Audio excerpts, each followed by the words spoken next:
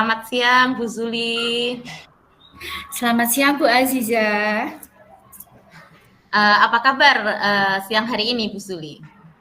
Alhamdulillah baik sekali Bu Aziza. Alhamdulillah sehat ya, Bu Zuli ya. Alhamdulillah sehat Bu, meskipun ini saya agak ada sedikit gangguan perut, tapi insya Allah tidak mengganggu Bu. Oke, gangguan perut ya, Bu ya. Baik, seperti pertemuan kita sebelumnya bahwa siang hari ini sepertinya Bu Zuli ingin menyampaikan unek-unek ya, apa ada sesuatu yang membuat Bu Zuli apa ya, beban pikiran gitu ya buat Bu Zuli ya. Oke, nanti untuk 15 menit ke depan lah, kira-kira 15 menit ke depan kita akan berbincang-bincang ya Bu Zuli ya. Ya Bu. Oke. Siap. Kira-kira harapan Bu Zuli atas perbincangan kita siang ini apa ya Bu? Saya berharap perbincangan kita hari ini nanti akan menemukan solusi Bu. Solusi untuk permasalahan yang sedang saya hadapi ini Bu. Oke, solusi atas permasalahan yang dihadapi Bu Zulia. Kira-kira permasalahan yang masih dihadapi Bu Zuli ini mengenai apa ya Bu ya? Ini Bu, saya kan untuk tahun ini mengajar di kelas 2. Ini saya masalahnya berkaitan dengan kedisiplinan peserta didik Bu. Oke, kedisiplinan peserta didik ya. Permasalahan yang dihadapi mengenai kedisiplinan peserta didik ini yang seperti apa Bu Zuli? Gini Bu, sebenarnya saya ini kan punya 17 siswa nggih. Nah, ini ada siswa yang dia itu kalau datang ke sekolah hampir setiap hari itu telat Bu. Nah, kemudian kalau tidak telat, dia tidak masuk sekolah Bu. Dan tidak sekolahnya itu dia tanpa memberikan keterangan apapun Bu. Tidak pamit. Seperti itu Bu Azizah. Oke, jadi permasalahan yang sedang dihadapi Bu Zuli ini dari 17 siswa ada salah satu ya Bu ya, satu murid ya. Ya, satu betul murid Bu, yang satu. sering sekali tidak masuk sekolah.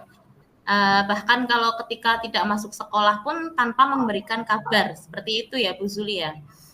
Betul Bu Aziza, seperti itu. Sebelumnya apakah Bu Zuli sudah pernah mencari tahu faktor penyebab mengapa anak ini murid Bu Zuli itu sering sekali tidak masuk sekolah? Sebenarnya sudah Bu, hampir setiap kali saya hampir setiap kali anak itu datang terlambat, biasanya kan di depan kelas itu Bu, kita ada kegiatan pembiasaan pagi, nanti sudah mau selesai, itu dia baru datang, masuk ke gerbang. Biasanya saya menyambut dia Bu, terus saya tanyakan, Ainun terlambat lagi kenapa? Seperti itu. Nanti jawabannya kesiangan gitu Bu. Tapi besok lagi terlambat. Saya seperti itu lagi Bu, saya sambut lagi dia, kemudian saya tanyai, Ainun kenapa datang terlambat lagi? Saya berangkat dari rumah ayah gitu Bu. Nah ayah itu yang disebut ayah itu kakeknya Bu. Jadi iya dia panggil kakeknya itu dengan panggilan ayah. Nah saya berangkat dari ayah gitu. Terus berikutnya lagi tidak masuk Bu, seperti itu Bu permasalahan yang saya hadapi. Iya baik, jadi Bu Zuli sebelumnya sudah pernah mencari tahu ya Bu ya, kenapa faktor apa yang menyebabkan si murid Bu Zuli ini seringkali datang terlambat ya Bu? Karena jawabannya karena kesiangan, bisa jadi karena berangkat dari rumah kakeknya yang mungkin jauh dari sekolah seperti itu ya Bu ya. Ya, Lalu Bu. selain bertanya dengan murid Bu Zuli itu sendiri, apakah Bu Zuli juga sudah pernah menanyakan hal ini dengan guru mapel yang lain mungkin? Sudah Bu, jadi kadang kan tempat saya ada yang ini mapelnya jam pertama. Biasanya nanti saya juga menanyakan ke guru mapel tersebut, Bu, hari ini Ainun terlambat atau tidak? Seperti itu Bu. Nah, guru mapel pun juga "Iya Bu Yuli, ini Ainun terlambat. Tadi bilangnya ini adiknya rewel gitu." Seperti itu Bu. Jadi tiap kali saya menanyakan atau bu guru lain yang menanyakan itu alasannya selalu ada saja. Seperti itu Bu. Iya ya, jadi Bu Zuli juga sudah mengkonfirmasi lah istilahnya ya, mengkonfirmasi dengan guru mapel yang lain, apakah Betul. murid Bu Zuli ini sudah pernah datang terlambat juga seperti itu ya. Dan Ya. memang banyak sekali alasan yang murid Bu Zuli sampaikan ya. Lalu dari permasalahan ini, kalau menurut Bu Zuli sebenarnya kondisi idealnya seperti apa, Ibu?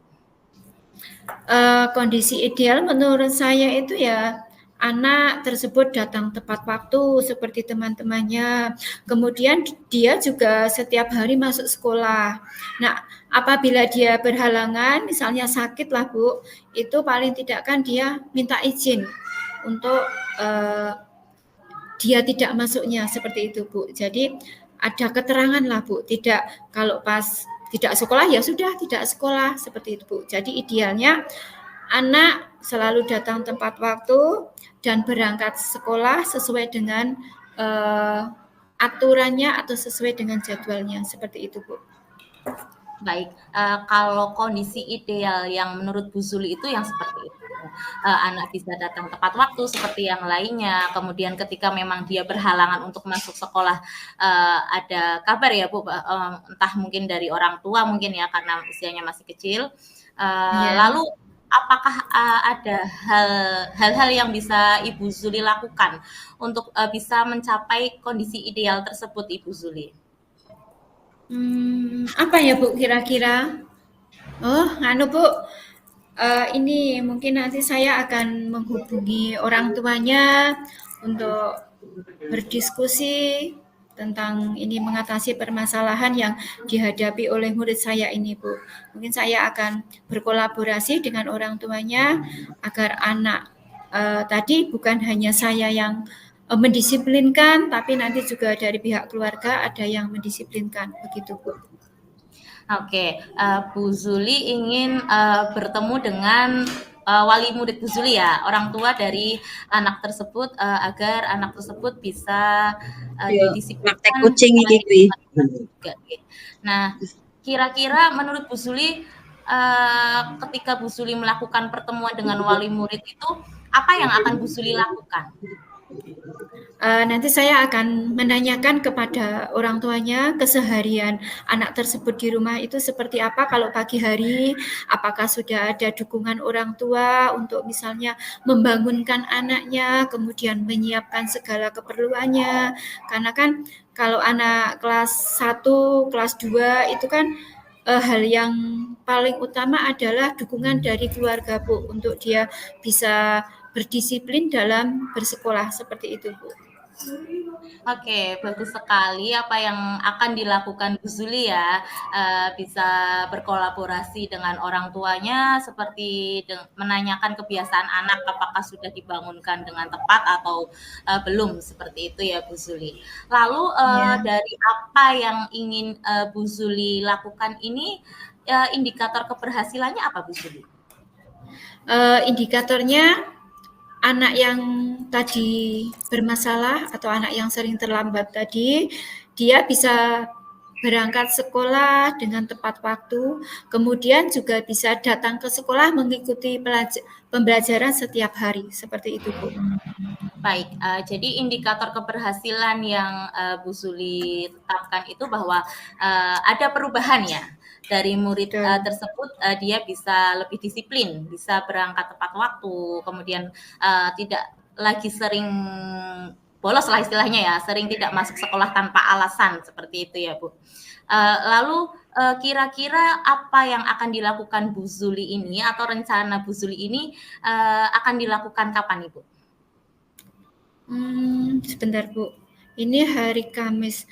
Hari Senin Bu, saya akan mengundang orang tuanya untuk datang ke sekolah Bu. Oke, hari Senin depan Bu Zuli akan mengundang orang tuanya ke sekolah ya. Bu Zuli bisa melakukan undangan ini dengan via apa Ibu? Nanti saya akan mengirimkan surat ini Bu, surat istilahnya surat undangan melalui WA Group Bu. Oh, oke. WA Group ya, dengan Iya. undangan melalui WA Group biar ibunya murid ini bisa datang hari Senin depan. Lalu komitmen dari Ibu Zuli sendiri apa ini untuk rencana Bu Zuli ini?